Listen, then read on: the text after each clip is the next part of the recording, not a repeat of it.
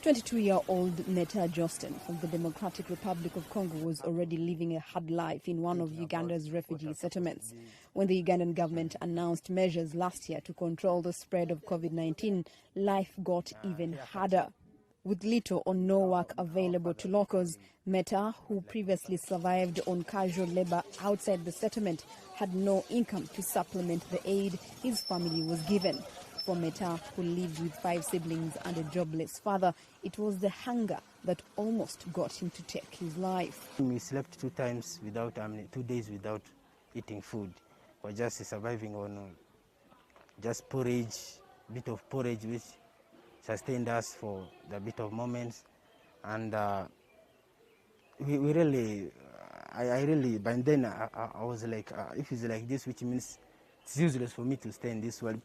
Mamoru Jackson, a refugee from South Sudan, says it was the lack of human interaction that pushed him to the wall. Having fled to Uganda with a younger brother, leaving his parents in South Sudan, Mamoru wasn't ready to assume the role of a parent. Actually, that thought came into my mind.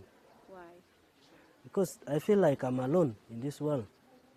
And also the work at the home, because I was the only elder person, the other brother of mine is still very young. I feel overwhelmed.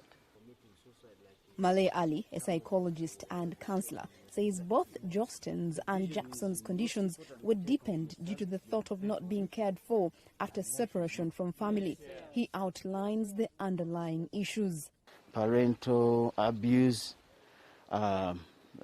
poverty, those who have been stricken, then those who are traumatized, especially those who faced violence, exchange of bullets. Now, like for the refugee dwellers, that they really had a lot of post-traumatic stress that was now facing them, transitioning them to another stage of contemplating suicide.